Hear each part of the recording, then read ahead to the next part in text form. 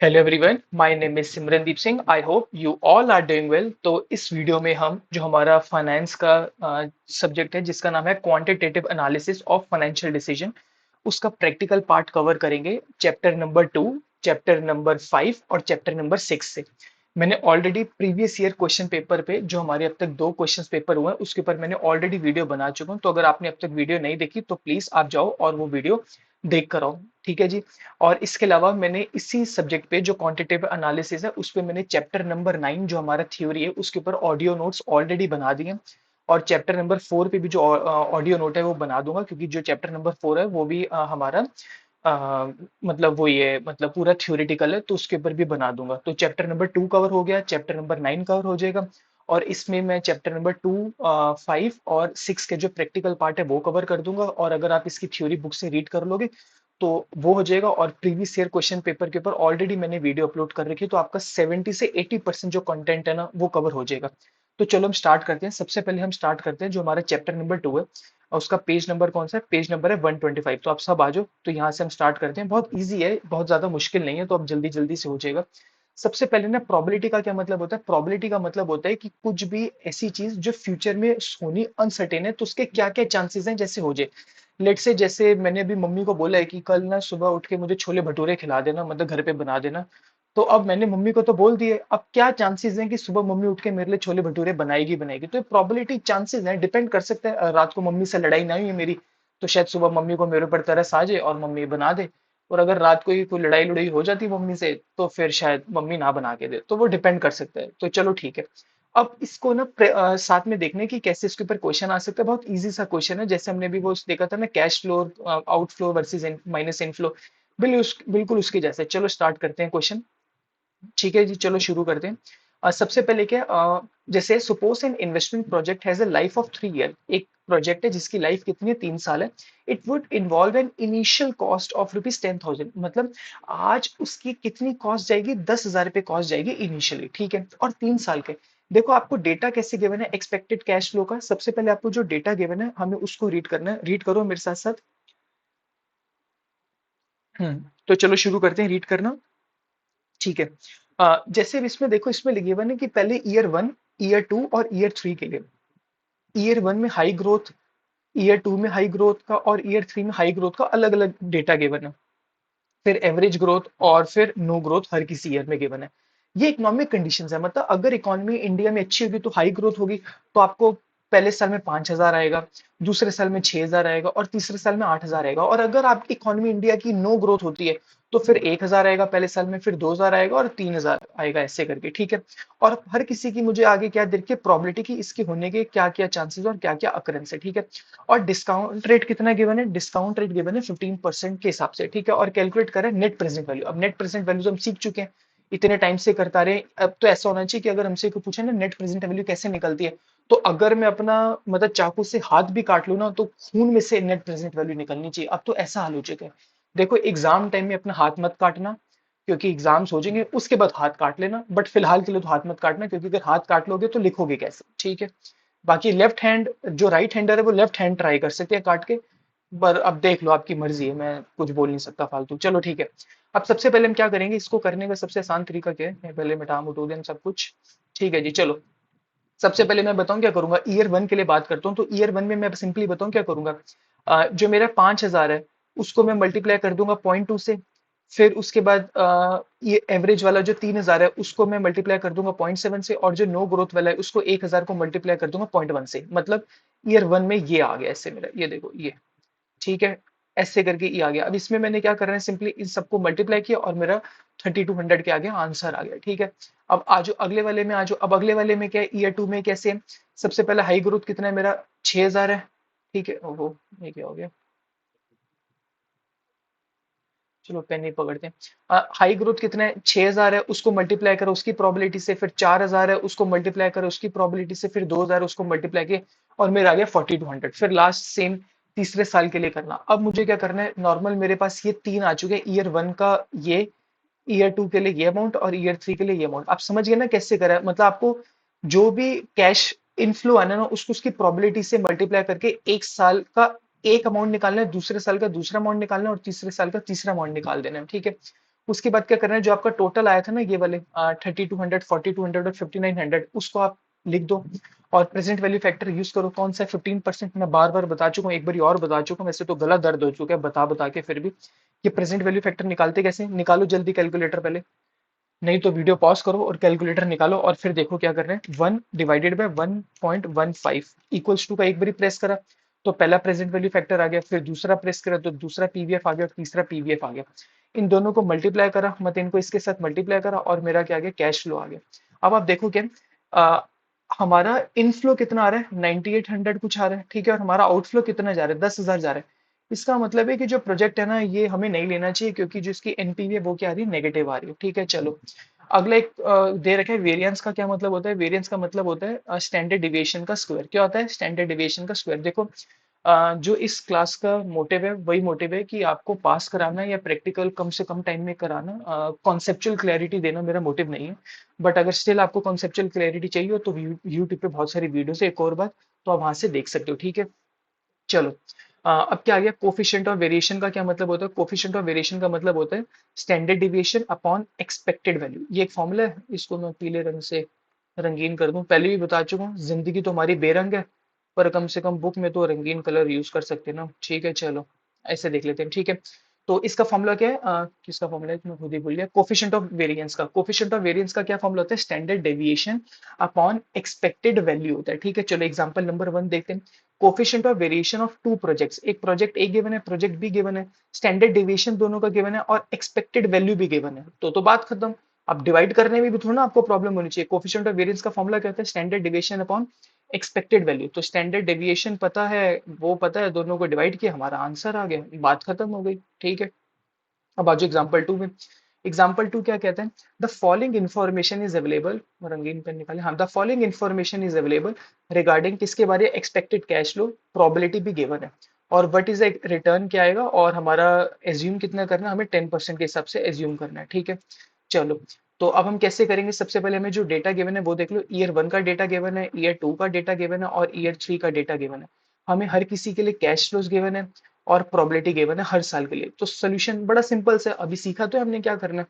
सबसे पहले क्या करेंगे? कैश फ्लो को मल्टीप्लाई करेंगे प्रोबेबिलिटी से और उसके बाद हम निकाल लेंगे मॉनेटरी। थोड़ा इसको जूम कर लें, ऐसे आपको ज्यादा अच्छा समझ में आ जाएगा। ठीक है, कैश फ्लोज गिवन है ना मेरे पास, ठीक है, और प्रोबेबिलिटी गिवन है, तो कैश फ्लो को मल्टीप्लाई करो प्रोबेबिलिटी से हर बारी की, और उसके बाद जो मेरी मॉनेटरी वैल्यू आ जाएगी उसका क्या कर दो? टोटल कर दो। ठीक है, ये आ गया मेरे ईयर 1 का आ गया। ठीक है, फिर ईयर 2 में कैश फ्लो गिवन है, प्रोबेबिलिटी गिवन है, कैश फ्लो गिवन है, प्रोबेबिलिटी गिवन है, उन सबको भी मल्टीप्लाई करें, मॉनेटरी वैल्यू आ गई और यहाँ से भी क्या आ गया? ईयर 2 का एक अमाउंट आ गया। ठीक है, सेम चीज हमने ईयर 3 के लिए कर ली। बस अब फिर वही चीज करनी है, मतलब वही करना है। ऐसे क्या करना है? तीनों साल के कैश फ्लोज जो हमने ये फाइनल निकाले हैं, कहाँ निकाले हैं? हाँ, ये रहा 5700 निकाला, 5000 निकाला, 6250 निकाला और प्रेजेंट वैल्यू फैक्टर वही 1/1.10 करके पीवीएफ निकाला और हमारा यहाँ से प्रेजेंट वैल्यू आ गया। और अब टोटल किया तो कितना आ गया? 14,000। बात खत्म। क्या यहाँ पर हमें आउटफ्लो बताया था? नहीं, आउटफ्लो तो नहीं बताया उन्होंने हमें। एक सेकंड, बताया क्या आउटफ्लो? तो बस यहीं पर हम रोक देंगे। अगर हमें बताया था कि हमारा कितना आउटफ्लो है तो हम माइनस करके देख लेते, तो हमें पता चल जाता कि हमें कौन सा एक्सेप्ट करना चाहिए। नहीं, बट यहाँ पर तो नहीं बताया हुआ, तो यहाँ पर बात हो चुकी है हमारी खत्म। ठीक है, चलो इसमें ना और कुछ है या नहीं है? ये क्या है? अच्छा हाँ, चलो ये भी देख लेते हैं, ये भी वैसे ही है। इस टॉपिक का नाम क्या है? अरे भाई, ये रहा। इस टॉपिक का नाम क्या है? Certain equivalent. ठीक है, अंग्रेजी पढ़ लेना अपने, सर्टेनिटी इक्विवेलेंट। ठीक है, अब अंग्रेजी पढ़ लेना। क्या है, मैं आपको सीधा बता रहा हूँ। देखो एक इलस्ट्रेशन गिवन है, SD limit is considering taking a new project. बहुत अच्छी बात है। The management of a company is use certainty. वो क्या यूज करते हैं? सर्टेनिटी यूज करते हैं। ठीक है, तो सर्टेनिटी इक्विवेलेंट यूज करते हैं, वो अप्रोच करना है। ठीक है, तो क्या है? 5 साल का आपको डेटा गिवन है, cash flow after tax CFAT मतलब cash flow after tax given है, और आपको यहाँ पर सर्टेनिटी इक्वल क्या गिवन है, मैं खुद ही भूल जाता हूँ। सर्टेनिटी इक्वलेंट गिवन है। ठीक है, ये बात खत्म। अब क्या करना है? Project required initial investment. कितनी इनिशियल इन्वेस्टमेंट जाएगी? 5 लाख की इनिशियल इन्वेस्टमेंट करनी है और कंपनी की कॉस्ट ऑफ कैपिटल कितनी है? 12% और रिस्क फ्री रेट कितना है? 8%। तो बताओ हमें क्या करना चाहिए? ठीक है, तो चलो देख लेते हैं क्या करना है हमें। तो देखो इसमें हमें क्या करना है, सबसे पहले 5 साल लिख दिए, ऐसे डब्बा बनाया, उसके बाद कैश फ्लो आफ्टर टैक्स लिख दिए और हमें क्या बनाना है? सर्टेनिटी जो इक्वलेंट है वो गिवन है। तो जैसे याद है हम प्रोबेबिलिटी में करते थे, तो सेम चीज क्या करना है, एक करके भी दिखा देते हैं आपको, कहाँ गया मेरा कैलकुलेटर, ठीक है। अच्छा, जैसे 1,10,000, ठीक है, मल्टीप्लाई बाय 0.90, तो वो क्या आ गया आपका, 99,000 आ गया। ठीक है, ऐसे करके हर किसी को मल्टीप्लाई करेंगे, जैसे हम प्रोबेबिलिटी में करते थे ना, सेम वैसे ही कर लेना है। अब इसके बाद मुझे क्या करना है, यहाँ पर मैं यहाँ पर कौन सा लूं, यहाँ पर दो गिवन है, एक तो गिवन है कंपनी की कॉस्ट ऑफ कैपिटल गिवन है, और risk free boring rate given है। तो हमने यहाँ पर क्या लेना है, risk free boring rate given है 8%, तो वही है 8% के कैसे निकालेंगे, पीवीएफ 1/1.08। अब यहाँ पर 08 क्यों किया, क्योंकि सिंगल डिजिट था, इक्वल टू दबाते रहोगे तो आपका आंसर आता जाएगा। ठीक है, समझ रहे हो मेरी बात को। और उसके बाद फिर हम क्या करेंगे, इसको इसके साथ मल्टीप्लाई करके, इसको ऐसे मल्टीप्लाई करके, ऐसे ऐसे कर कर आके टोटल लास्ट में हम लेंगे। टोटल कितना आ रहा है मेरा, टोटल आ रहा है मेरा 4,53,000, और मैं इन्वेस्टमेंट कितनी कर रहा हूँ, 5 लाख की। तो सोचो, ये मैं लॉस में जा रहा हूँ, तो मैं कभी भी नहीं लूंगा। आप में से ना काफी बच्चे कह सकते हैं कि ये प्रेजेंट वैल्यू होता क्या है। अब एक बात बताओ, आप में से काफियों ने सुना होगा, जो आपके ग्रैंड पेरेंट्स होंगे या उनके भी पापा मम्मी आगे होंगे, वो 90s या 80s में ना 100 रुपए कमाते होंगे या 50 रुपए की सैलरी होगी, और उस टाइम पे भी बहुत ज्यादा कुछ आ जाता होगा। जैसे मुझे याद है कि जैसे आज 1 लाख रुपए सोना सोना हो रखा है 1 तोले का, तो आज से मैं मतलब 2-4 दिन पहले ऐसे मम्मी से बात कर रहा था कि इतना महंगा सोना हो गया, अगर हम पहले खरीद लेते तो कितना अच्छा होता है। तो मम्मी ने बताया कि 2005 के आसपास कुछ 4-5 हजार रुपये तोला ही था, कुछ इतना सस्ता था। तो तब आप कहोगे कि 5 हजार था, तब तो मैं 1 किलो खरीद लेता। बात समझो क्या, उस टाइम पे 5 हजार की भी वैल्यू बहुत ज्यादा थी। जैसे मेरे दादू जब मतलब मेरे दादू पाकिस्तान से आए हुए इंडिया, तो वो बताते थे कि जब उनकी पहली सैलरी, मतलब वो आर्मी में थे, तो उन्होंने बताया कि जो उनकी आर्मी में सैलरी थी वो बहुत कम थी। अब मुझे याद तो नहीं, उन्होंने बताया शायद कुछ 50-100 रुपए। तो अब आप समझो कि 100 रुपए में तो आज कुछ भी नहीं होता, बट उस टाइम पे जो 100 रुपए थी ना, वो भी बहुत बड़ी चीज होती थी। तो इस करके आप आज के 1 रुपए की वैल्यू कल के 1 रुपए की वैल्यू के बराबर नहीं होता। क्यों, इन्फ्लेशन बढ़ जाता है, इस करके होता है। तो इस करके हम नेट प्रेजेंट वैल्यू का यूज करते हैं कि जो पैसा मुझे फ्यूचर में मिलने वाला है, उसके आज की वैल्यू क्या होगी वो हम देखते हैं। चलो जी, बात खत्म होगी। ठीक है, ये सारी थ्योरी है, ये आप पढ़ लेना। इसमें ना एक छोटा सा पॉइंट है, अच्छा पॉइंट छोटा सा क्या, आगे बड़ा वाला आ चुका है, वो मैं आपको बताता हूँ क्या। ठीक है, weighted average cost of capital क्या होता है। देखो, weighted average cost of capital क्या होता है, मैं आपको बताऊं, जैसे हमने ऑलरेडी पढ़ रखे हैं। एक कंपनी में जो कैपिटल स्ट्रक्चर होता है, उसमें ना बहुत सारी चीजें हो सकती है। कॉस्ट ऑफ इक्विटी हो सकता है, कॉस्ट ऑफ डेट भी हो सकता है, या फिर प्रेफरेंस भी हो सकता है। तो अब मैं अगर इन तीनों की, डिबेंचर्स की कॉस्ट को, इक्विटी की कॉस्ट को, प्रेफरेंस की कॉस्ट को, या कोई भी और कॉस्ट को अगर मैं प्लस कर देता हूँ, सबको ऐड कर देता हूँ, तो वो आती है weighted average cost of capital, मतलब पूरी कंपनी की ओवरऑल कॉस्ट ऑफ कैपिटल आ जाती है। ठीक है, ये कराने से पहले ना, रुको, यही बोला था ना मैंने, क्या करना था। हाँ चलो ठीक है, मैं इसी से करवा देता हूँ। इसका क्या फॉर्मूला होता है, सब कुछ होता है, पहले हम एग्जांपल पढ़ते हैं, फिर ये क्या भला है वो देखते हैं। भला भला मत बोला करो, मैंने पहले भी बोला हुआ है, ऐसे वर्ड्स नहीं यूज करने चाहिए। ठीक है, अब आगे से मत करना। ठीक है, चलो क्वेश्चन पढ़ते हैं, देखते हैं क्या करना है। सबसे पहले एक क्वेश्चन में गिवन क्या है, रिस्क फ्री रेट। ठीक है, मार्केट प्रीमियम, मैं सब बता दूंगा क्या होता है। एक ये ईआरपी गिवन है, ईआरपी क्या होता है तो मैं ही भूल गया हूँ। चलो देख लेते हैं क्या होता है। एक आपको गिवन है, बीटा गिवन है, फिर कॉस्ट ऑफ इक्विटी गिवन है, कॉस्ट ऑफ डेट गिवन है, सब कुछ गिवन है। कॉस्ट इक्विटी वैल्यू गिवन है, डेट की वैल्यू गिवन है, सब कुछ गिवन है। और ये वैसे तो नहीं, उन्होंने ऑलमोस्ट क्वेश्चन ना पेपर में सॉल्व कर दिए, बट आपको तो मतलब नहीं मिलेगा। तो मैं आपको ना, मैंने इसके लिए हैंड रिटन खुद के नोट्स बनाए हुए हैं, तो मैं आपको बताता हूँ। अब राइटिंग अगर गंदी हो तो प्लीज माफी देना, क्योंकि अब राइटिंग तो मेरी ऐसी ही है। ठीक है, देखो वेटेड एवरेज का ना फॉर्मूला बताऊं क्या होता है, मैं आपको बताऊं, ये होता है फॉर्मूला। दिख रहा है आपको, नहीं, रुको लाइट बढ़ाऊं थोड़ी। हाँ, ये ना फोटो ही थोड़ी ना डार्क ले रखी है, आई थिंक इसके कारण है, वरना अगर मैं लाइट लेता ना तो थोड़ा हो जाता है। हाँ ये देखो, ये लाइट आई हुई ना, ये डार्क, चलो ठीक है, अब जो भी है अब देख लो। देखो, weighted average cost of capital का फॉर्मूला बताऊं क्या होता है, market value of equity upon value of firm multiply by cost of equity. ठीक है, फिर plus market value of debt upon value of firm multiply by cost of debt 1 - T, मतलब cost of debt, बात खत्म, आप समझो ऐसे।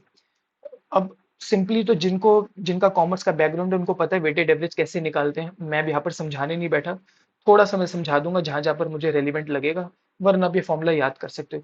अब यहाँ पर वैल्यू ऑफ फर्म और मार्केट वैल्यू ऑफ इक्विटी, ये तो बड़े आराम से हमें ना डेटा मिल सकता है। देखो, ये देखो यहाँ पर हमें गिवन है, क्या गिवन है, यार थोड़ी लाइट कम कर दो, बहुत ज्यादा हो गई है।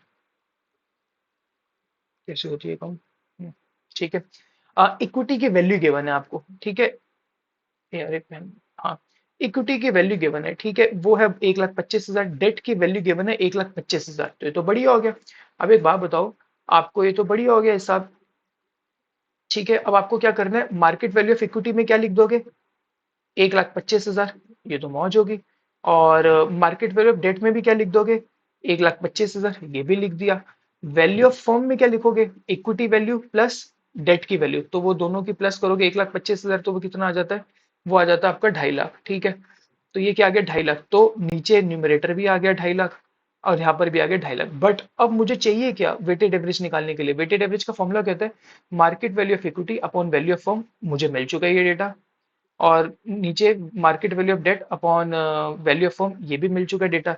बट मुझे अब चाहिए कॉस्ट ऑफ इक्विटी चाहिए और कॉस्ट ऑफ डेट चाहिए, तो वो मैं निकाल लेता हूँ। देखो देखो, कॉस्ट ऑफ इक्विटी निकालने के ना बहुत सारे मेथड्स हो सकते हैं, बुक में ना सिर्फ एक ही मेथड से गिवन है, तो मैं आपको वही बता रहा हूँ। और मैं इसका आपको थोड़ा सा ना इसका लॉजिक बताने की कोशिश करता हूँ। क्या है इसको ना, कॉस्ट ऑफ, ये कौन सा मेथड होता है, ये होता है सीएपीएम। कौन सा मेथड होता है, सीएपीएम, कॉस्ट ऑफ, तो CAPM capital asset pricing method, क्या बोलते हैं इसको, कैपिटल एसेट प्राइसिंग मेथड, ठीक है। अच्छा, मैं ना आपको एक बात बोलूंगा कि पहले ना आप मेरी ये वाली वीडियो देखना, उसके बाद प्रीवियस ईयर वाली वीडियो देखना, तो वो ज्यादा बेटर होगा। मैं पहले बताना भूल गया इस वीडियो के स्टार्टिंग में, पर चलो अब मैंने बता दिया तो बात खत्म।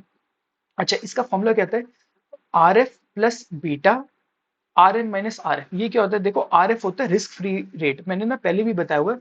देखो अगर मैं एसबीआई में अपना एफडी कराता हूँ तो मुझे 10% मिलता है, वो एक रिस्क फ्री रिटर्न है, मतलब उसके ऊपर कोई भी रिस्क नहीं है। बट अगर मैं यही पैसा लेट से टीसीएस में इन्वेस्ट कर दूं, तो ऑब्वियसली वो मार्केट में मैं इन्वेस्ट कर रहा हूँ ना, तो उसके लिए मुझे क्या लेना पड़ेगा, कोई रिस्क। अब अगर मुझे टीसीएस भी कितना रिटर्न दे, 10%, तो मैं कभी भी नहीं इन्वेस्ट करूंगा टीसीएस के शेयर्स में। क्यों, क्योंकि जब बैंक ही मुझे 10% दे रहा है, वो रिस्क फ्री रिटर्न है, और टीसीएस में तो कभी भी सेम रिटर्न नहीं मिलेगा, थोड़ा बहुत तो ऊपर नीचे होगा ना। वैसे गुड न्यूज बताऊं, मैंने आज ही मेल चेक करी है, एसबीआई से ना मुझे डिविडेंड मिला है। तो अगर किसी, आपने भी किसी ने एसबीआई के शेयर में इन्वेस्टमेंट कर रखी है तो देखना, आपके पास भी मेल आई होगी, तो डिविडेंड रिसीव होगा। तो चलो आज कम से कम कुछ तो फायदा हुआ, चलो ठीक है।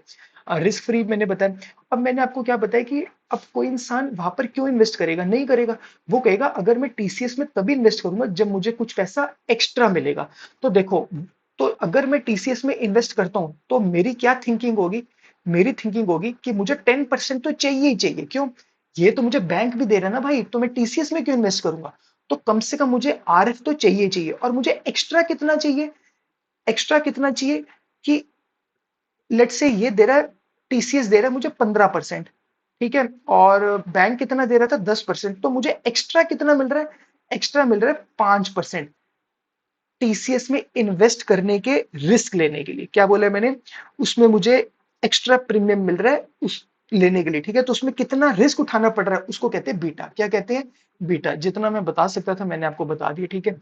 अब ये डेटा मुझे गिवन है, सारा डेटा कहाँ से लिया है, वो यहाँ से लिया, मैं साथ साथ बता देता हूँ। देखो, आरएफ गिवन था 4%, ठीक है, मार्केट रिटर्न गिवन था 10%, तो देखो मैंने ले लिया 4%। और मार्केट रिटर्न कितना गिवन था, 10%, तो 10 और माइनस 4% कर लिया आरएफ में। और बीटा मुझे गिवन था 1.25%, तो इसको सॉल्व करोगे तो आपका ये आंसर आ जाएगा। तो यहाँ से मेरा ये भी आ गया, ठीक है। अच्छा, अब कॉस्ट ऑफ डेट देखो, कॉस्ट ऑफ डेट तो ना वैसे निकालने का फॉर्मूला थोड़ा सा अलग होता है, बट मैंने दोनों एग्जांपल देखे हैं तो उन्होंने ना इसी ट्रेंड में निकाला हुआ है। यूट्यूब पे बहुत सारी वीडियोस अवेलेबल हैं, कॉस्ट ऑफ डेट कैसे निकालते हैं आप देख सकते हो। बट दो इलस्ट्रेशंस हैं कॉपी में, उनमें उन्होंने सेम मेथड अप्लाई किया, तो आई होप हमें भी ऐसे ही आना चाहिए। तो कॉस्ट ऑफ डेट निकालने के लिए हम बताओ क्या करेंगे, cost of debt 1 - tax rate, ठीक है। और मुझे दोनों चीजें ना गिवन है, देखो कॉस्ट ऑफ डेट ये रहा 14%, और टैक्स रेट गिवन है 30%। ऑल दो इन्होंने ना आंसर निकाल दी है, ये देखो, देखो जो मैंने अभी ये निकाला है ना कॉस्ट ऑफ इक्विटी, ये रहा, ये भी ना इन्होंने निकाल दी है। बट ऑब्वियसली तो एग्जांपल है ना, वरना आपको पेपर में ये चीज नहीं निकल, ये पेपर में आपको चीज निकालनी पड़ेगी, ठीक है।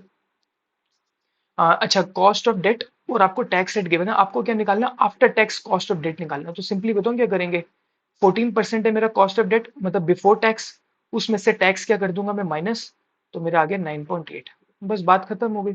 उसके बाद मैंने क्या करना है, 11.5 कॉस्ट ऑफ इक्विटी में लगाया, ये था ना, कॉस्ट ऑफ इक्विटी निकाल दिया। और यहाँ से मैंने, ये डेट का फॉर्मूला था मेरा, वहां पर लगा दिए और मेरा दोनों को प्लस में करके मेरा आंसर आ गया। ठीक है। एग्जाम्पल नंबर 2 बिल्कुल सेम है, बट स्टिल मैं आपको एक बारी गो थ्रू करा रहा हूँ। आप सॉल्यूशन यहाँ से नोट कर लेना, वरना मेरे को मैसेज कर देना, गूगल ड्राइव पे मैं अपलोड कर दूंगा, आपको कोई टेंशन लेने की जरूरत नहीं पड़ेगी। ठीक है। एग्जाम्पल नंबर 2 वही आर एफ गिवन है, मार्केट रिटर्न गिवन है, बीटा गिवन है, कॉस्ट ऑफ डेट गिवन है, टैक्स रेट गिवन है, बिल्कुल सेम एज इट इज वही है। ठीक है, तो मैं इस पर टाइम नहीं लगाऊंगा, मैं जल्दी से बता रहा हूँ। सबसे पहले वही कॉस्ट ऑफ इक्विटी निकाला। ठीक है। सेम फॉर्मूला से आर एफ की जगह R F risk free return, beta की जगह बीटा लिखा, मार्केट रिस्क की जगह लिखा आर एफ लिखा और वो निकाला।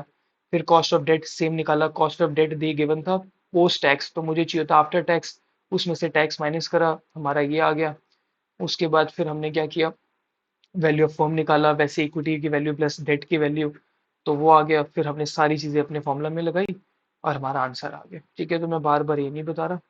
तो ठीक है, अच्छा चलो, अब उसके बाद हम आए इसमें ना एक छोटा सा, अच्छा ये वाला जो चीज है ना फाइनेंस फंक्शन, याद है मैंने ना प्रीवियस ईयर की क्वेश्चन की जो वीडियो बनाई थी ना, उसमें एक जगह पर आया हुआ है कि वो एक्सेल के फॉर्मुलाज लिखो, तो ना यार थोड़े से ना याद कर लेना, ये पीएमटी फंक्शन के जो कैसे फॉर्मुलाज होते हैं, ये क्या निकालते हैं, अब याद कर लेना। जैसा अब ये शायद थ्योरी में पूछ लें, क्योंकि हमारे पिछली बारी पेपर में ना फॉर्मूला आया हुआ है पूछना।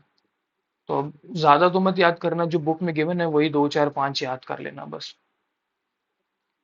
ठीक है। अच्छा चलो ये बता देते, एक और सेंसिटिविटी एनालिसिस का भी एक क्वेश्चन आया हुआ है। कहाँ गया भाई? आप पढ़ लेना थ्योरी के सेंसिटिविटी एनालिसिस की, वरना मैं फिर ऑडियो नोट बना दूंगा, पक्का तो नहीं कहता, बट एक बार पढ़ लेना, इजी है। मेरा भी ऑब्जेक्टिव है कि जो जो प्रैक्टिकल है ना वो मैं करा दूं। ठीक है, देखो क्या है, एनुअल प्रोडक्शन क्वांटिटी गिवन है मुझे 5,000 यूनिट, मतलब कोई एक फैक्ट्री है वो कितना प्रोडक्शन करती है साल में, 5,000 यूनिट, और उसकी कॉस्ट कितनी है, 100 रुपये पर यूनिट। तो सेलिंग प्राइस कितना है, बाहर कितने में बेचता है, 250 रुपये में, बात खत्म। अब देखो कितना आसान है यार ये। बस देखो क्या रेवेन्यू कैसे निकालना है, प्रोडक्शन कितनी कर रहे हैं और सेलिंग प्राइस कितना है, भाई 5,000 रुको जूम कर दूं, 5,000 वो बनाएगा और 250 रुपये में बेचेगा, तो 12,50,000 हो गया। कॉस्ट उसकी कितनी होगी, कॉस्ट होगी कि भैया कितना क्वांटिटी बना रहा है, और एक की कॉस्ट बना कितना रहा है, बना तो 5,000 ही रहा है, और बनाने की कॉस्ट कितनी है, 100 रुपये पर प्रोडक्ट, तो टोटल कॉस्ट कितनी होगी, 5 लाख होगी। तो ग्रॉस प्रॉफिट कितना आ गया आपका, revenue minus COG 1250 minus 5 lakh, 7.5 lakh, बात खत्म। अब इन्होंने नीचे इसी चीज को ना एजम्पशंस लेके कुछ बताया हुआ है कि क्या सब कुछ करना है, ये आप खुद पढ़ लेना, नहीं है तो थ्योरी है ज्यादा, तो मेरा जो काम था मैंने आपको बता दिया। ठीक है, चलो लास्ट में एक डिसीजन ट्री है, वो मैं बता देता हूँ आपको। ठीक है, एक सेकेंड। हाँ, डिसीजन ट्री देखो, डिसीजन ट्री का कहता है, ये वो वाला ट्री नहीं है जिसमें आम उम उगते हैं, मतलब ऐसे तो आम का मौसम चल रहा है तो बढ़िया होते हैं, ऐसे आम खाने चाहिए। चलो अब खाने की बात नहीं कर रहा मैं, डिसीजन ट्री कैसे होता है, देखो डिसीजन ट्री ना ऐसे बनता है। तो मैं ये आपको बनाना बता रहा हूँ, कैसे सिखा, मतलब बनाना सिखा रहा हूँ। अगला जो क्वेश्चन है वो भी बिल्कुल सेम है, ये आप खुद कर लेना, ठीक है ना। देखो एग्जाम्पल पढ़ देता हूँ मैं। एग्जाम्पल के, एक कंपनी है, ठीक है, वो डिसीजन लेना चाहती है between two projects A and B. तो वो इंफॉर्मेशन देना चाहती है कि प्रोजेक्ट ए में इनिशियल इन्वेस्टमेंट कितना जा रहा है, 1,20,000। प्रोजेक्ट बी में कितने इन्वेस्टमेंट जा रहा है, 1,40,000। तीनों साल का डेटा गिवन है मुझे कि कैश फ्लोस कैसे कैसे जाएंगे और इसकी प्रोबेबिलिटी क्या है। अब मुझे इसको ना डिसीजन ट्री में बनाना है कि वो कैसे बनेगा। ठीक है, चलो देखो क्या है। अब बताऊं क्या, सबसे पहले क्या करा हमें, रुको दिख रहा है, जूम कर दूं। अम, ठीक है, देखो सबसे पहले कि डिसीजन ए लेना है या डिसीजन बी लेना है। अब आपके पास दो प्रोजेक्ट्स हैं, तो प्रोजेक्ट ए का डंडा यहाँ लगाया और एक प्रोजेक्ट डी बी का डब्बा यहाँ बनाया। कितना आउटफ्लो जा रहा है वो लिख दिया, ठीक है, ऊपर डब्बा बना दिया कि इनिशियल इन्वेस्टमेंट जा रही है। अब क्या है, सबकी प्रोबेबिलिटी छाप दो। अब खुद से कुछ भी नहीं करना, पर गिवन है देख लो सब कुछ, जिसकी जो प्रोबेबिलिटी वो छाप दी। ठीक है, उसके बाद जो present value of cash flows है वो सब लिख दिए, ये रहे, ये देखो। ठीक है, वो भी लिख दिए। उसके बाद weighted present value cash flows कैसे है, वही probability multiply by present value, probability multiply present value, probability में ये ऐसे करके इन दोनों को मल्टीप्लाई करोगे आंसर आ जाएगा। फिर उसके बाद इसका क्या कर देना, टोटल, और बात खत्म। बस यही है। और अगला जो, और ठीक है, उसके बाद हम एनपीवी निकाल लेते हैं। कैसे, एनपीवी प्रोजेक्ट ए कैसे है, ये देखो, प्रोजेक्ट ए में इनिशियल इन्वेस्टमेंट कितनी है, 1,20,000 की। 1,20,000 पे मेरा जा रहा है और वापस कितना आ रहा है, 1,30,000, तो बेनिफिट हो रहा है 10,000 का, बहुत बढ़िया। एनपीवी प्रोजेक्ट बी में क्या है, मेरा आउटफ्लो कितना जा रहा है, 1,40,000 का, और मेरे को आ कितने, 1,55,000, तो यहाँ 15,000, तो प्रोजेक्ट बी कौन सा है, वो बढ़िया। बात खत्म हो गई, बस यही बताना था हमें, और कुछ भी नहीं। जो इसका प्रैक्टिस क्वेश्चन है ना, बिल्कुल सिमिलर है, विद एक्सपेंशन और विदाउट एक्सपेंशन। तो जहां पर हमने भी ये करा था ना, प्रोजेक्ट ए प्रोजेक्ट बी, तो यहाँ पर विद एक्सपेंशन का लिख दो, यहाँ विदाउट एक्सपेंशन लिख दो, प्रोबेबिलिटी लिख दो, अमाउंट लिख दो, फिर घचड़ बचड़ करके फिर आंसर आ जाएगा। ठीक है, दूसरे चैप्टर में जितने भी हमारे प्रैक्टिकल पार्ट है ना, वो मैंने करा दिया। अब मैं आपको लेके आ रहा हूँ चैप्टर नंबर 5 में, पेज नंबर 134। ठीक है, चलो। देखो ये भी ना वैसे प्रीवियस ईयर क्वेश्चन पेपर के ऊपर ना, इसके ऊपर एक क्वेश्चन आया हुआ है। तो बहुत छोटा सा चीज थी, बट मैंने सोचा चलो मैं आपको फिर भी बता दूं, ताकि आपको पता हो कि मतलब कैसे क्या करना है। तो मैं आपको इसका मतलब बता देता हूँ, नेट इनकम का क्या मतलब होता है, फिर हम देख लेते हैं क्या करना है। ठीक है, जो नेट इनकम अप्रोच थी ना, वो डेविड डोरेंट एक अंकल है, उन्होंने बताई थी, अगर कंपनी ज्यादा डेट का यूज करती है तो वो weighted average cost of capital, overall cost of capital कम हो जाती है और कंपनी की वैल्यू बढ़ जाती है। ऐसा क्यों? क्योंकि जो कॉस्ट ऑफ डेट होती है ना, वो हमेशा कॉस्ट ऑफ इक्विटी से कम होती है। डेट लेना कंपनी का प्रॉफिट, नेट इनकम बढ़ाता है। जब डब्ल्यू कम होता है तो फर्म का वैल्यू इंक्रीज हो जाती है। ठीक है, तो कंपनी का वैल्यू पर शेयर क्या हो जाता है, दोनों में बढ़ जाता है। तो इसका फॉर्मूला क्या होता है, वो मैं आपको बता देता हूँ, देखो। वो यहाँ पर आप पढ़ लेना एक बारी खुद से, ये है इसका formula. Total cost of capital कैसे निकलती है ना, प्रीवियस ईयर क्वेश्चन पेपर में आया हुआ वीडियो है उसमें, आप देख लेना भाई। ये है इसका फॉर्मूला, क्या होता है, ईबीआईटी अपॉन फर्म की वैल्यू। क्या फॉर्मूला होता है, ईबीआईटी अपॉन फर्म की वैल्यू। तो भैया इसका कंक्लूजन क्या, सिंपल, जितना ज्यादा डेट यूज करें उतना डब्ल्यूएसीसी कम होगा, मतलब वेटेड एवरेज कॉस्ट ऑफ कम होगा, और कंपनी की वैल्यू मैक्सिमम होगी। इसलिए फुल या maximum possible debt financing suggest किया जाता है। मतलब अगर कंपनी चला रहे हैं तो ज्यादा कर्जा लेना फायदेमंद होगा, मतलब ज्यादा डेट से लेना ज्यादा फायदेमंद होगा, क्योंकि इससे कॉस्ट कम होती है और वैल्यू बढ़ जाती है। क्योंकि देखो कंपनी के पास ना दो ऑप्शन होते हैं, या तो वो इक्विटी से फाइनेंस करे या फिर वो डेट से फाइनेंस करे। तो नेट इनकम अप्रोच ये कहती है कि आपको ज्यादा से ज्यादा डेट से फाइनेंस करना चाहिए, जिससे आपकी जो ओवरऑल कॉस्ट ऑफ कैपिटल, मतलब weighted average cost of capital है, वो क्या हो जाएगी, कम हो जाएगी, और वैल्यू ऑफ द फर्म बढ़ जाएगी। और उसको फॉर्मूला क्या होता है निकालने का, ये होता है। बाकी जो मैं बता सकता था इसमें बता चुका हूँ। इसके अलावा भी अप्रोच है, बट वो थ्योरिटिकल है, तो आप पढ़ लेना खुद से। मोदी मिल्लर, ये पिछली बार भी आई थी, बड़ी बेकार चीजें तो याद भी नहीं हुई थी, इतनी बड़ी मुश्किल से, और पेपर में भी नहीं, और रट्टे भी लगा के गया मैं। फायदा क्या होता है ना रट्टे लगाने का, जब भाई भी नहीं। चलो अब बोले क्या ही बोले अब इनको। चलो, अब आ गया आपका ईबीआईटी ईपीएस एनालिसिस। ठीक है, यही एक है जिसके ऊपर वो है। ठीक है, तो सबसे पहले मैं आपको बता देता हूँ ईबीआईटी ईपीएस एनालिसिस होता क्या है। देखो सबसे पहले ना कैपिटल स्ट्रक्चर क्या होता है, मैंने अभी आपको बताया ना, जैसे कोई भी कंपनी होती है ना, उसके कैपिटल स्ट्रक्चर में या तो डेट होगा या फिर इक्विटी होगी। तो कौन सा कॉम्बिनेशन होगा, मतलब डेट ज्यादा होना चाहिए, इक्विटी ज्यादा होनी चाहिए, या इक्विटी ज्यादा होनी चाहिए या डेट, मतलब जो भी, उसको कहते हैं कैपिटल स्ट्रक्चर। अब आप ये समझो, ईबीआईटी ईपीएस एनालिसिस एक कंपैरिजन टेक्निक है, जिसमें ये देखा जाता है कि अगर कंपनी डिफरेंट फाइनेंसिंग मेथड्स, जैसे ज्यादा लोन लेना या ज्यादा शेयर्स यूज करे, तो उसका अर्निंग पर शेयर ईपीएस में क्या चेंज होगा जब ईबीआईटी बदलेगा या घटेगा, मतलब इंक्रीज होगा या घटेगा। ठीक है, क्या चीज किया जाता है इस एनालिसिस में, हम चेक करते हैं कि फाइनेंशियल लीवरेज, ज्यादा या कम डेट, क्या इफेक्ट पड़ेगा अर्निंग पर शेयर में। डिफरेंट ईबीआईटी लेवल्स, या फिर जैसे कम या ज्यादा प्रॉफिट बिफोर इंटरेस्ट होना के हिसाब से अर्निंग पर शेयर के मेथड में फर्क पड़ना। ठीक है, और ये यूजफुल क्यों है? ये एनालिसिस ना कंपनी को ये डिसाइड करने में हेल्प करता है कि किस कैपिटल स्ट्रक्चर को यूज किया जाए, ज्यादा डेट लिया जाए या ज्यादा इक्विटी लिया जाए। रिस्क एंड रिटर्न को बैलेंस करने में हेल्प करता है। ठीक है जी, तो बस जितनी अंग्रेजी बोलनी थी मैं बता चुका हूँ।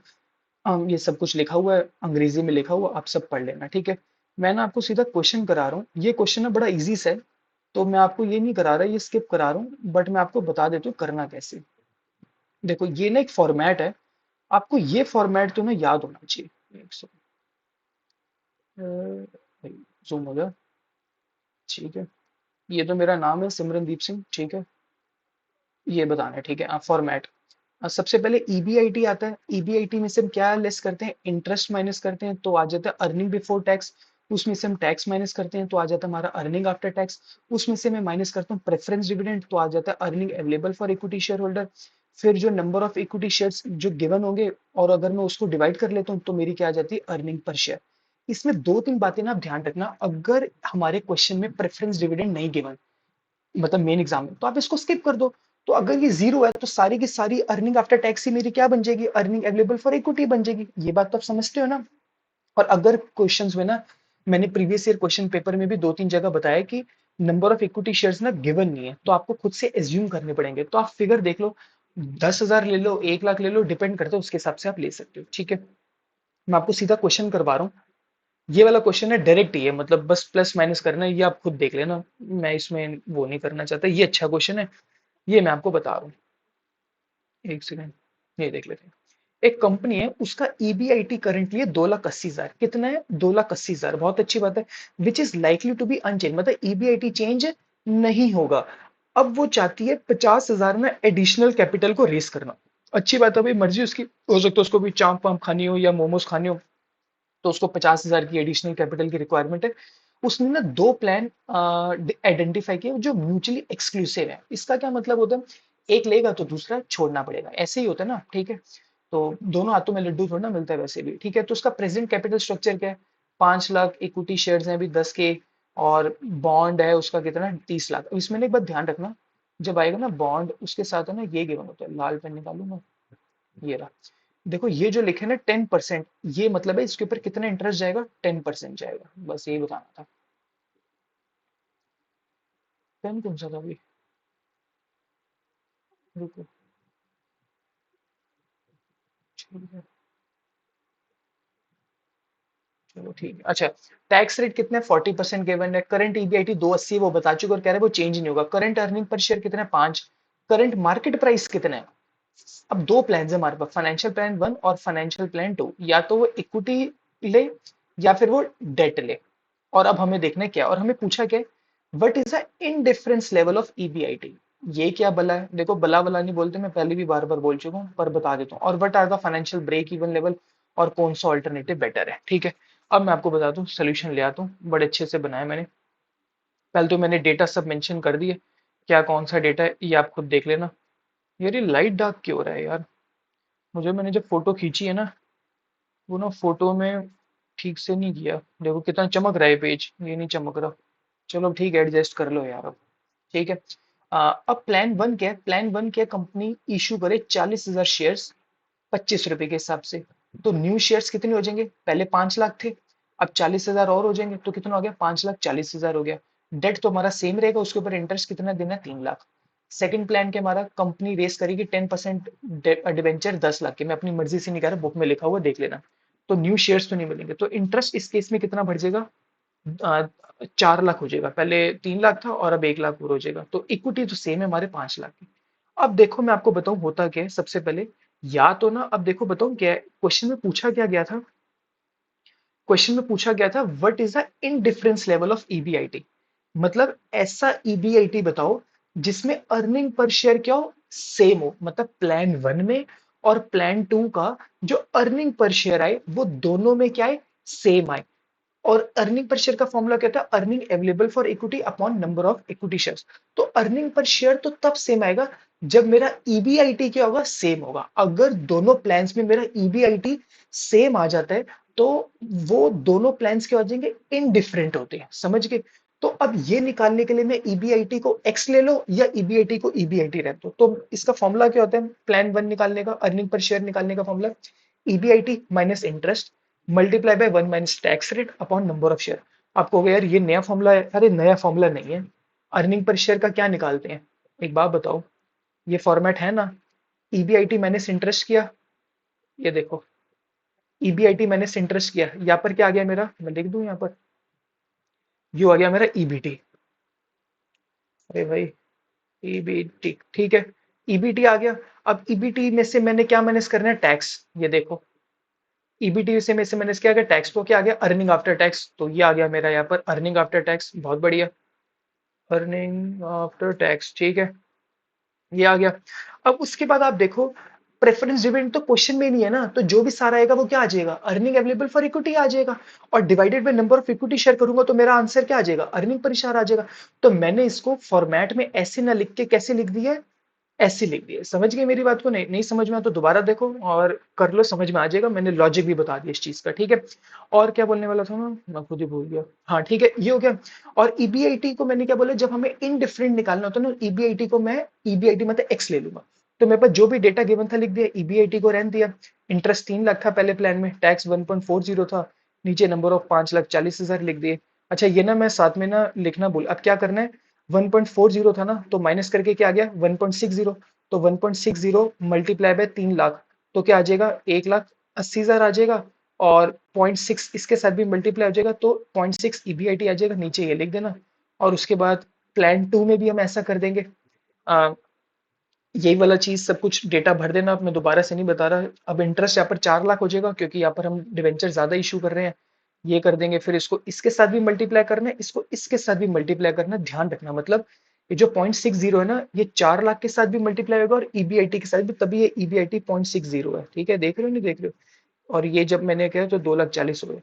अब मुझे क्या करना है, in difference level of EBIT लिख भी दिया। दोनों प्लान्स का अर्निंग पर शेयर क्या होना चाहिए, सेम होना चाहिए, मतलब प्रॉफिट क्या होना चाहिए, सेम होना चाहिए।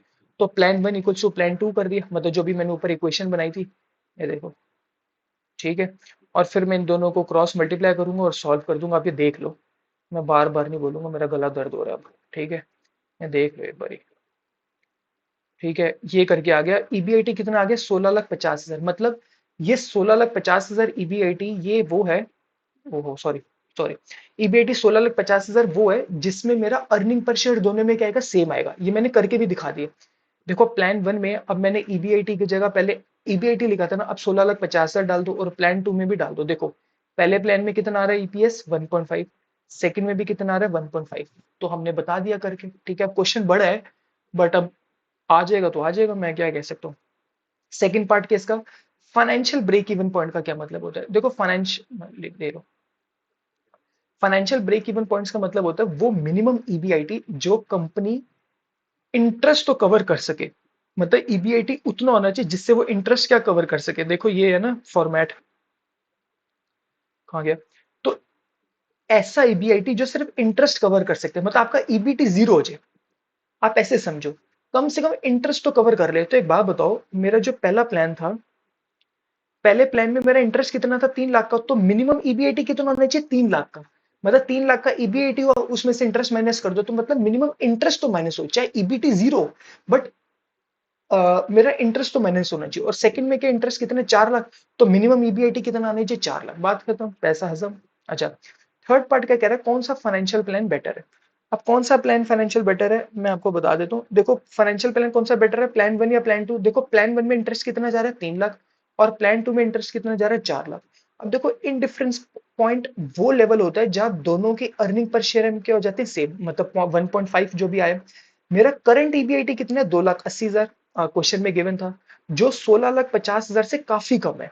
क्योंकि ये है ना ईबीआईटी मेरा नया क्या निकला है, हाँ 16,50,000, और मेरा एग्जिस्टिंग में कितना ईबीआईटी है, वो है मेरा 2,80,000।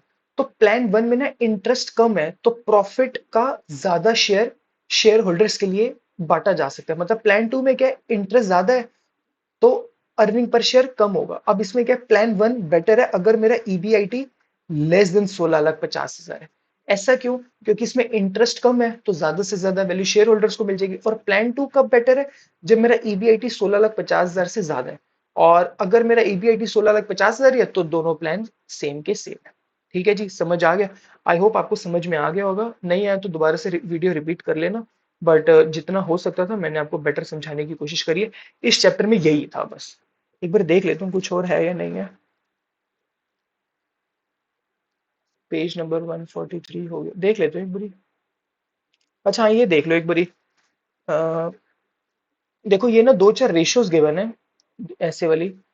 तो जैसे डेट, ये कौन सी है, earning before amortization and depreciation, debt equity ratio, debt ratio, share holder equity ratio, या फिर इंटरेस्ट कवरेज रेशियो। बड़ा ना इजी सा है, मतलब जो फॉर्मूला है ना उसी का डेटा गिवन है, तो डिवाइड करके आंसर आ जाएगा। जैसे ये ईबीआईटी डीए गिवन है, टोटल डेट गिवन है, तो आप इसको डिवाइड करो आपका आंसर आ जाएगा। तो फॉर्मूला याद कर लेना। जैसे डेट इक्विटी रेशियो गिवन है, तो डेट इक्विटी रेशियो का फॉर्मूला कहते हैं डेट अपॉन इक्विटी, मतलब शेयर होल्डर फंड्स। तो आपको डेट भी गिवन है, शेयर होल्डर फंड भी गिवन है, तो आपका आंसर आ गया। तो देख लेना एक बारी, कुछ खास नहीं है, मतलब इसमें ना मैंने स्टिल आपको कवर करा दिए। फिर शेयर होल्डर इक्विटी रेशियो क्या होता है? आपको शेयर होल्डर इक्विटी रेशियो का फॉर्मूला आता है इक्विटी शेयर होल्डर्स। ओहो, मेरे पेन क्यों किया हो रहा है भाई, मेरा भोजन। हाँ, ठीक है, इसका फॉर्मूला क्या होता है? Share holders equity upon total assets, data given है, हो जाएगा। लास्ट है इंटरेस्ट कवरेज रेशियो, इसका फॉर्मूला होता है कौन होता है, फॉर्मूला ही नहीं गिवन। इंटरेस्ट कवरेज रेशियो का फॉर्मूला क्या होता है आपका? EBIT upon interest. तो आपको दोनों चीजें गिवन है, ये भी डिवाइड करके हो जाएगा, तो कुछ खास गिवन नहीं है इसमें, ठीक है। और ये चैप्टर हो गया खत्म। अब हम चल रहे हैं अपने नेक्स्ट चैप्टर की तरफ, जिसका नाम है lesson number 6, working capital requirement. इसमें भी ना बहुत ज्यादा थ्योरी गिवन है, बस एक ही है, ईओक्यू मतलब वो गिवन है। उसका पेज नंबर क्या है? 167। रुक जाओ भाई, 167, ठीक है। अच्छा चलो, मैं आपको ये बता देता हूँ ईओक्यू होता क्या है, इकोनॉमिक ऑर्डर क्वांटिटी, तो आपको ना अच्छे से समझ में आ जाएगा। तो ठीक है, देखो, ईओक्यू मॉडल होता क्या है? एक ईओक्यू की फॉर्म, फुल फॉर्म कहते हैं इकोनॉमिक ऑर्डर क्वांटिटी। ये मॉडल ये बताता है कि एक बिजनेस को एक बार में कितना इन्वेंट्री ऑर्डर करना चाहिए, ताकि जो उसकी कॉस्ट है वो क्या आ सके, मिनिमम आ सके। कॉस्ट दो तरीके की होती है, एक होती है ऑर्डरिंग कॉस्ट, एक होती है होल्डिंग कॉस्ट। ऑर्डरिंग कॉस्ट का क्या मतलब है? जब आप किसी को ऑर्डर करते हो तो आपने फोन पे ऑर्डर किया तो उसकी कॉस्ट हो गई, या अगर आप जाकर ऑर्डर करके आ रहे हो तो आपके मेट्रो की, डीटीसी बस की, या बीच में अगर आपने बीच में रुक के लेट से मोमोज खाए, या फिर आपने स्प्रिंग रोल खाए, तो उसकी कॉस्ट होगी, ऑर्डर में ही आ जाएगी ना। और होल्डिंग कॉस्ट का क्या मतलब होता है? देखो, जब आप कोई सामान खरीदते हो तो आपको उसको कहीं पर सेव करके रखना पड़ता है। शायद आपको उसके लिए आपका गोडाउन का रेंट हो गया, या कोई चौकीदार की सैलरी होगी। तो ये वाली चीजें जो आती है वो होल्डिंग कॉस्ट में आती है। इससे मुझे याद है, आजकल तो उसका भी बड़ा आजकल मीम चल रहे हैं ना, वो कौन सा वो है, विशाल वाले, वो कौन सा जो चौकीदार है कि उसकी नौकरियों के लिए भी बड़ी तंगी हो रखी है, जो भी मीम चल रहा है, तो बता देना अगर वो क्लियर हो जाए आपको भी, ठीक है। चलो, तो ये हो जाता है, ना तो ज्यादा स्टॉक होना चाहिए ना कम स्टॉक, क्योंकि अगर ज्यादा स्टॉक होगा तो आपकी स्टोरेज का खर्चा बढ़ जाएगा, और अगर कम स्टॉक होगा तो इसकी आपकी ऑर्डरिंग कॉस्ट बढ़ जाएगी, मतलब आपको बार बार ऑर्डर भी तो करना पड़ेगा। तो एक आइडल होता है जो आपको बताते हैं कि आपको क्या होना चाहिए, ठीक है। ईओक्यू जो मॉडल होता है ना, वो हेल्प करता है कॉस्ट ऑप्टिमाइज करने में, ना ज्यादा ना कम, इन्वेंट्री मैनेज करने में, कैश फ्लो का प्लान करने में, और आपकी जो स्टॉक है वो कभी भी स्टॉक आउट ना हो पाए। तो मैंने आपको इसकी थ्योरी भी क्या कर दी है, एक्सप्लेन कर दी। इसका फॉर्मूला क्या होता है? ये फॉर्मूला होता है, मैं एक बार बोल देता हूँ आपको। ईओक्यू का फॉर्मूला कहता है अंडर रूट में two D O upon H. D का मतलब क्या होता है? Annual demand. ओ का मतलब होता है ऑर्डरिंग कॉस्ट, और एच का क्या मतलब होता है? Holding cost. बात खत्म, ठीक है। वैसे हमारे जो सर है ना, संत सर, उन्होंने क्लास में इसको बहुत अच्छे से ना एक्सप्लेन किया हुआ है। इवन ये वाला जो पार्ट है ना, वर्किंग कैपिटल वाला, क्योंकि मैंने संत सर की ना ये वाली क्लास अटेंड करी थी, तो सर ने बहुत अच्छे से लॉजिक से बताया था। क्योंकि मैंने जनरली ना आज तक तो मुझे यही पता था वर्किंग कैपिटल का क्या मतलब होता है, current assets minus current liability. But sir ने एक्चुअली में, सर ने जो एक्सप्लेन किया ना, तो मुझे समझ में आया कि पेपर पास करने में और चीजों को समझने में ना बहुत फर्क होता है। आप में से सब बच्चे भी क्या कर रहे हैं, हम पेपर पास कर लेंगे, पर इससे ना हमारी जो वैल्यू है ना, वो कभी इनहेंस नहीं हो रही, हमें चीजों को तो समझ ही नहीं आ रही। बट जब मैंने सर की क्लास अटेंड करी, तो मैंने सर को कॉल भी किया था कि सर आपने जितना अच्छा पढ़ाया ना, तो मुझे आज पहली बार ऐसा समझ में आ रहा है कि मतलब इसका मतलब क्या होता है, क्योंकि आज तक तो मैंने भी रट्टा लगाया हुआ है। तो बहुत अच्छा सर ने पढ़ाया था, तो हैट्स ऑफ टू कि उन्होंने बहुत अच्छे से पढ़ाया। चलो, अब हम इसका देख लेते हैं, ये रहा इसके ऊपर क्वेश्चन। चलो भाई, जूम हो जाओ, ठीक है। चलो, आ, वो ले लूँ हाईलाइटर, हाईलाइटर एक सेकंड, ये ले। ग्रीन ले लें भाई, चलो ग्रीन से लेते हैं। अब फॉलोइंग डेटा मुझे गिवन है। सबसे पहले एनुअल यूसेज कितनी है? 40,000 की। कॉस्ट पर यूनिट गिवन है मुझे 16 रुपए। कैरिंग कॉस्ट, कैरिंग कॉस्ट याद है हमें चाहिए होती है, और ये पर ईयर ही होनी चाहिए, कैरिंग कॉस्ट पर ईयर ही होनी चाहिए। ऑर्डरिंग कॉस्ट क्या होनी चाहिए? पर ऑर्डर होनी चाहिए, ये बात ध्यान रखना। इसको मैं लाल कर दूं। जो कैरिंग कॉस्ट होती है वो हमें पर ईयर ही चाहिए। ओहो, रुक जाओ,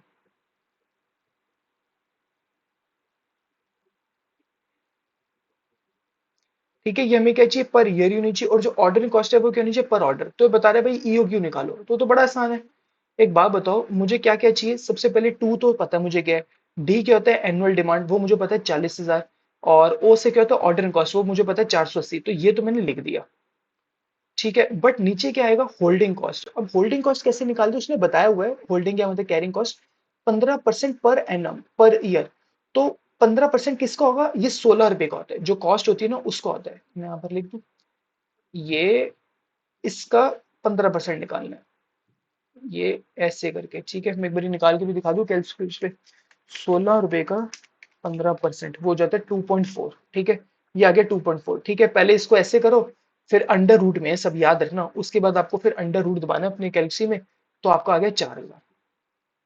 अब देखो अगला क्या है, ऑल्टरनेटिव वर्किंग क्या है, ये भी आपसे ना पूछा जा सकता है। देखो ईओक्यू, तो आपको अब पता चले कि 4,000 ऐसी यूनिट्स हैं जिसमें आपकी जो ओवरऑल कॉस्ट है वो क्या आ रही है, सबसे कम आ रही है। बट लेट से आपको क्वेश्चन में बोला जाता है कि आपको ना ईओक्यू यूज नहीं करना, आपको बिना ईओक्यू के बताना है कि जो कॉस्ट है वो कम से कम मिनिमम आ रही है। तो आप कैसे कर सकते हो, तो आपको ना क्वेश्चंस में बता दिया जाएगा कि आपको ना डिफरेंट ऑर्डर देने हैं।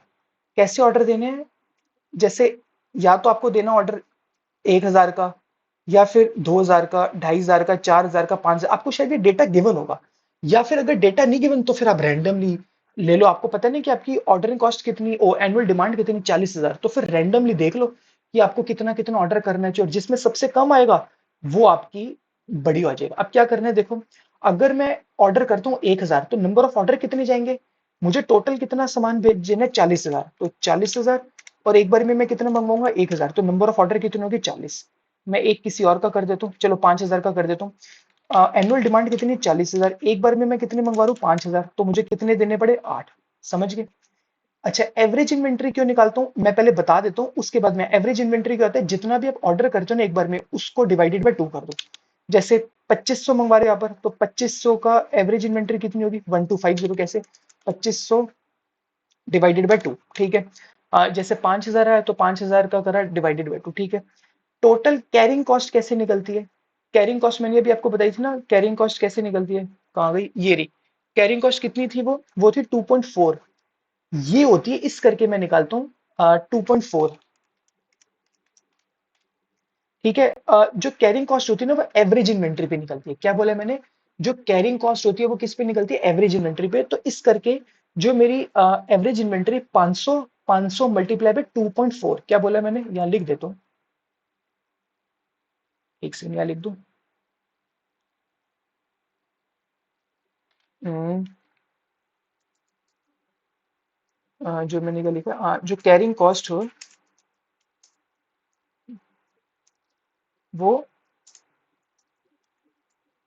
एवरेज इन्वेंट्री पे निकलती है, इस करके मैंने एवरेज इन्वेंट्री निकाली है। तो मेरी कैरिंग कॉस्ट थी कितनी, वो थी 2.4 थी, और उसको मैंने मल्टीप्लाई किससे किया, चलो मैं इससे करके बता देता हूँ।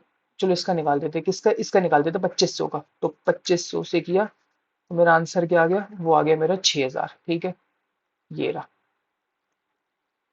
अरे अरे, हटाओ इसको। ठीक है, पेन लेके आओ, ये आ गया 6,000, समझ गए। और टोटल ऑर्डरिंग कॉस्ट कैसे होती है, मुझे number of order into order number. तो यहाँ पर ऑर्डर कितने, ऑर्डरिंग कॉस्ट कितनी, 480, मैं यहाँ पर कितने ऑर्डर करूँ, 40, 40 इंटू 480, 16 इंटू 480, 8 इंटू 480, ऐसे करके आ गया। उसके बाद मैंने क्या करा, सबका टोटल करा, तो आपको दिख गया कि 9600 पे क्या आ रहा है, मिनिमम कॉस्ट आ रही है। यही चीज तो हमने सिर्फ फॉर्मूला से निकाली थी डायरेक्ट। अब अगर आपको बोला होगा कि आपको ईओ की यूज नहीं करना, तो फिर आपको या तो रैंडम ऑर्डर अपने आप ले लो अपनी मर्जी से, या अगर उन्हें जो दे रखेंगे वो कर लेना। ठीक है, चलो ठीक है, मैं ये भी बता देता हूँ आपको। अच्छा, एक और बात, अगर आप चाहते हो ना कि ईओ क्यू के ऊपर ज्यादा क्वेश्चंस करना, तो ऑब्वियसली प्लीज यूट्यूब रेफर करो और उसके ऊपर देख लो, जरूरी नहीं कि ऐसे ही आए, तो आप देख लेना उसके हिसाब से। मैं तो आपको यही बता सकता हूँ सिर्फ। चलो ठीक है, 6.2, चलो पेन ले लें वाला, कौन सा ले पेन, चलो यही वाला ले लेते हैं पेन तो। चलो, इलस्ट्रेशन 6.2 ये क्या कहते हैं, अ स्टेशनरी परचेज सेवन, रुको जूम कर लें, बड़ा ज्यादा जूम हो गया है। ठीक है, चलो देखते हैं। Stationery purchases 70,000 units of a paper per annum, तो एनुअल डिमांड कितनी होगी, आपको पता चल चुकी है कितनी होगी, 70,000। कॉस्ट कितनी है, 100 रुपए। पता आपको एक कॉस्ट होती है, इसके ऊपर मैं क्या निकाल सकता हूँ, कैरिंग कॉस्ट निकाल सकता हूँ। Ordering cost per order given है, और होल्डिंग कॉस्ट 5% पर ईयर, याद है पर ईयर ही नीचे, तो 5% किसका निकाल लूंगा, 100 रुपए का निकाल लूंगा। और आपको पता है नॉर्मल लीड टाइम मतलब सामान आने में कितने दिन लगते हैं, 20 दिन लग जाते हैं। सेफ्टी स्टॉक नहीं है। देखो वैसे मैं आपको बताऊं, यहाँ पर ना कॉन्सेप्ट आया है सेफ्टी स्टॉक का। तो सेफ्टी स्टॉक भी एक होता है, एक बफर स्टॉक भी होता है। बट अब हमारी बुक में इसके ऊपर कोई क्वेश्चन गिवन नहीं है, बट अब यू नेवर नो। इस करके ना आप यूट्यूब पे 2-4 वीडियोस देख लेना ईओक्यू की, जिसके अंदर आपको सेफ्टी स्टॉक और बफर स्टॉक के बारे में बताया होगा, तो आपको थोड़ा पता चल जाएगा। ठीक है, सबसे पहले मुझे क्या निकालना है, ईओक्यू। ठीक है, ईओक्यू फॉर्मूला क्या है, T D O upon H. तो एनुअल डिमांड है मेरी 70,000, ऑर्डरिंग कॉस्ट है 500, और होल्डिंग कॉस्ट कितनी, 5%, 100 रुपए का। अंडर रूट करोगे सब कुछ फॉर्मूला में लगा के, तो आपका आ जाएगा 3741। ठीक है, अगला क्या पूछ रहा है, रोल रीऑर्डर इन्वेंटरी लेवल, कि आप कब रीऑर्डर करोगे। मेरी बात समझो, मैं आपको एक इसका एग्जांपल समझाऊं। जैसे मैं अभी खाने बैठा चपाती, मतलब अभी मैं काके के ढाबे में गया, यहाँ पर रजौरी गार्डन में ना काके का ढाबा भी है, चलो वो छोड़ो, सेठी। ये रजौरी गार्डन में कभी आना, सेठी रेस्टोरेंट है, काफी अच्छा मतलब खाना वाना मिलता है, मैं जाता रहता हूँ खाने। तो वो क्या करते हैं, जैसे जब हम कभी डिनर करने जाते हैं ना अपने फैमिली के साथ, तो वो क्या करते हैं कि वो कहते हैं कि आप चपाती ऑर्डर करो ना, जैसे जैसे मुझे लच्छा परांठा भी पसंद है, या मैं वैसे गार्लिक नान खाना ज्यादा पसंद करता हूँ, गार्लिक नान। तो मैं बोलता हूँ ना भैया 2 गार्लिक नान ले आओ, तो वो पहले एक ही ला के रखते हैं, 4 पीस कर देते हैं ना उसके जो भी है। तो फिर वो क्या कहता है, आप खाते रहो, मैं ना देखूंगा, मैं अपने आप ले आऊंगा। मतलब जब वो खत्म होने वाली होती है ना चीज, या तो हम उसको बोल देते हैं, या वो अपने आप नजर मार के जाता है रख देता है। इसको कहते हैं री ऑर्डर इन्वेंटरी लेवल, कि कौन सा ऐसे लेवल हो कि आपको क्वांटिटी को ना ऑर्डर कर देना चाहिए। अगर आप उस टाइम पे ऑर्डर कर दोगे ना क्वांटिटी को, तो ठीक है, वरना क्या हो जाएगी, शॉर्टेज हो जाएगी, बात खत्म। इसके बारे डिटेल यूट्यूब जिंदाबाद। इसका फॉर्मूला कहता है रीऑर्डर का, और इसमें एज्यूम करने 360 दिन। तो भाई इसका फॉर्मूला होता है normal lead time multiply by normal usage. अब नॉर्मल लीड टाइम का क्या मतलब है, कि जनरली वो सामान कितनी देर में आ जाता है। अब इमरजेंसी केस में अलग केस हो सकता है, और कोई एक्स्ट्रा ऑर्डिनरी चीज हो जाए तो अलग हो सकता है। और नॉर्मल यूसेज में का क्या मतलब है, देखो मैं जनरली रजौरी गार्डन से, जैसे हमारा सेंटर, मेरा सेंटर पड़ा है डिपार्टमेंट ऑफ फिजिक्स में पड़ा है, तो 1 घंटा लगता है, मतलब मैं अपने फ्रेंड के साथ जाता हूँ तो आधे पौने घंटे में पहुंच जाता हूँ, तो नॉर्मल टाइम है। बट अगर उस दिन ट्रैफिक ज्यादा हो तो ज्यादा लग गया, तो हम सब चीजें नॉर्मल में देख रहे हैं, क्योंकि हमें क्या निकालना है, नॉर्मल निकालना है। नॉर्मल लीड टाइम सब कुछ गिवन है, तो नॉर्मल लीड टाइम कितने हैं? वो गिवन है मुझे 20। और नॉर्मल यूसेज क्या है, मेरी एनुअल डिमांड कितनी है, मेरी एनुअल डिमांड है 70,000। 70,000 डिवाइडेड बाय 360 कर लो। हाँ ये रहा 360 डिवाइडेड बाय 360, तो वो आ गया आपका 194.4, मतलब रोज जनरली इतना यूज होता है। तो आपका क्या आ गया, 3888 यूनिट्स आ गया।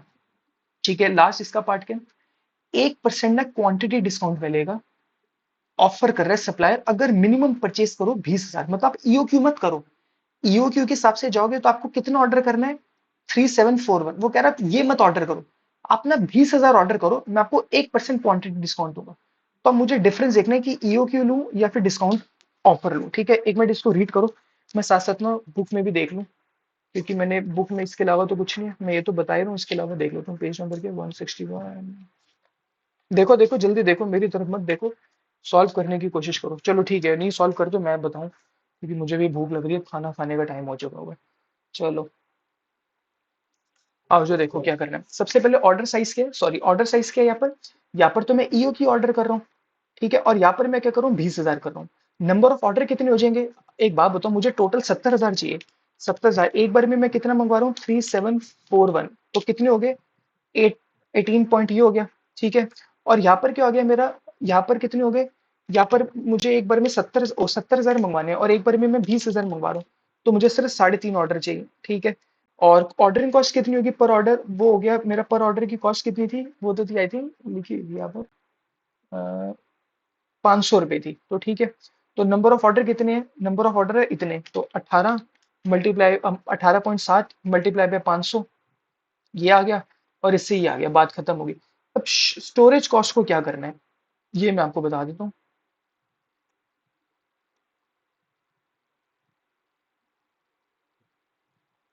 देखो स्टोरेज कॉस्ट का क्या होता है, स्टोरेज कॉस्ट में सबसे पहले कहता है average inventory multiply by carrying cost per unit.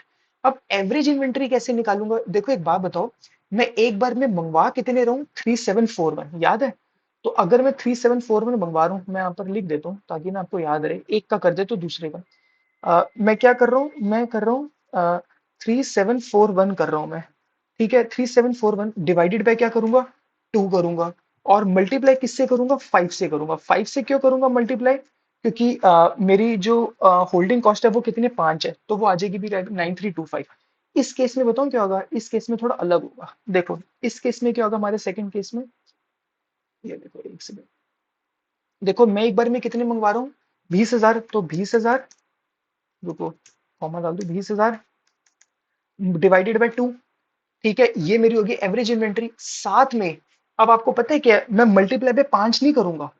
क्यों, क्योंकि एक बात बताओ, मैंने क्या करना था, मेरी कॉस्ट होती है 5% पर एनम होती है कॉस्ट की। तो मेरी कॉस्ट यहाँ पर 100 रुपए नहीं है, मुझे यहाँ पर डिस्काउंट मिल रहा है। कितने का डिस्काउंट मिल रहा है, 1% का। तो अब मेरी जो कॉस्ट है वो 100 ना होके 100 माइनस 1%, वो होगी मेरी 99 की कॉस्ट। अब 99 का निकालूंगा मैं 5%, वो आता है 4.95। तो यहाँ पर मैं मल्टीप्लाई किससे करूंगा, 4.95 से करूंगा। मैं दोबारा बता रहा हूँ, जो पहले वाला केस था ना, यहाँ पर मैंने 5 से मल्टीप्लाई किया था, क्योंकि मैंने यहाँ पर 100 का 5% निकाला, क्योंकि 100 रुपए की कॉस्ट थी। बट यहाँ पर मेरी 100 की कॉस्ट नहीं, यहाँ पर 99 की कॉस्ट है, क्योंकि 1% मुझे क्या मिल रहा है, डिस्काउंट। तो यहाँ पर 4.95 आ जाएगा। ठीक है, परचेज अमाउंट क्या है, 70,000 में मंगवाऊंगा 100 रुपए के हिसाब से। ठीक है, ओहो, हाँ ठीक है, 70,000 मंगवाऊंगा मैं 100 रुपए के हिसाब से। यहाँ पर भी 70,000 मंगवाऊंगा, बट 99 के हिसाब से, क्योंकि 1% का डिस्काउंट मिल रहा है। टोटल एक्सपेंस आ गया मेरा इस पे ये और इस पे। तो मतलब जो मेरा सेकंड वाला है ना डिस्काउंट ऑफर, वो ज्यादा बेटर है। देखने में लग रहा था ईओ क्यू ज्यादा अच्छा है, बट डिस्काउंट वाला ज्यादा अच्छा है। ठीक है, इसके अलावा ये सारा क्या है, थ्योरी है, ये आप खुद कर लेना। देखो मैं ना आपको एक इन्फॉर्मेशन देना चाहता हूँ, जितना मैंने कराना था मैं करा चुका हूँ बस। देखो जो 7 चैप्टर है ना, इसमें ना दो चीजें हैं। एक तो है ब्लैक स्कोल मॉडल, ठीक है, वो बिल्कुल लास्ट में गिवन है, मैं आपको दिखा देता हूँ कहाँ है।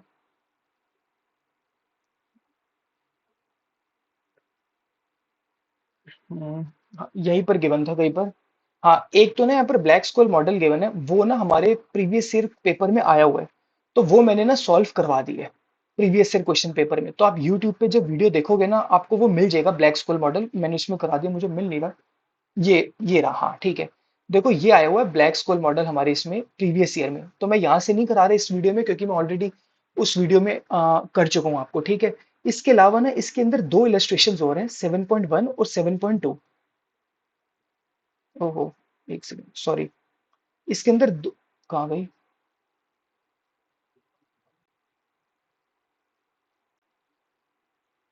हाँ, इसके ऊपर ना दो वीडियोस, मतलब इलस्ट्रेशंस दो हैं। एक तो 7.1 और 7.2, इस क्वेश्चंस में ना थोड़े एरर हैं। तो मैंने आज ही ना अभी सर को कॉल किया, संत सर को, बोलने के लिए कि क्या आप इसके मुझे बेटर सोल्यूशन दे सकते हो, क्योंकि इसके ना एक तो वैल्यूज भी मैच नहीं हो रही, और इसके अलावा भी ना मुझे दो तीन एम्बिग्यूटी लग रही है कि शायद इसमें कुछ गड़बड़ है। तो मैं आपको गलत नहीं बताना चाहता। तो अगर सर ने मुझे सोल्यूशंस प्रोवाइड कर दिए, तो या तो मैं इसकी ऑडियो बना दूंगा या वीडियो बना दूंगा, या फिर जो सर ने सोल्यूशन शेयर किए होंगे ना, मैं आपके साथ वही शेयर कर दूंगा। तो डिपेंड करता है। इसके अलावा अब तक मैं आपको बताऊं, हमने चैप्टर नंबर 2, चैप्टर नंबर 5 और चैप्टर नंबर 6 का जितना प्रैक्टिकल पार्ट था वो कवर कर लिया। चैप्टर नंबर 9 पे मेरी ऑलरेडी ऑडियो बनी हुई है। चैप्टर नंबर 4 पे भी मैं ऑडियो बना दूंगा। इसके अलावा प्रीवियस ईयर क्वेश्चन पेपर में जितने क्वेश्चंस आए हैं वो भी मैंने सॉल्व करा दिए। तो बेटर है पहले आप ये वाली वीडियो देखो, उसके बाद आप वो वाली वीडियो देखो। आई होप आपको ये वीडियो अच्छी लगी हो। अगर आपको वीडियो अच्छी लगी हो ना, तो प्लीज चैनल को सब्सक्राइब करना, वीडियो को लाइक करना, और अपने फ्रेंड्स के साथ शेयर करना, और जिससे ना मोटिवेशन मिलती है। और अपने प्यारे प्यारे कमेंट्स भी करके जाना। अब आपका एक कमेंट करना, आपका एक लाइक या आपका एक सब्सक्राइब करना कुछ होने नहीं वाला, मुझे कोई मॉनेटरी बेनिफिट नहीं मिलता। बट जब मैं सुबह उठ के देखता हूँ ना यूट्यूब पे कि मेरे व्यूज बढ़ गए, तो उससे मोटिवेशन मिलती है। इसीलिए हर रोज मैं ट्राई करता हूँ कुछ ना कुछ वैल्यू एडिशन करने का और आपके लिए वीडियोस बनाने का। थैंक यू सो मच मेरी इतनी बकबक सुनने के लिए। आई होप मैंने आपको कुछ ना कुछ अच्छा प्रोडक्टिव बताया हो। तो thank you so much, see you soon.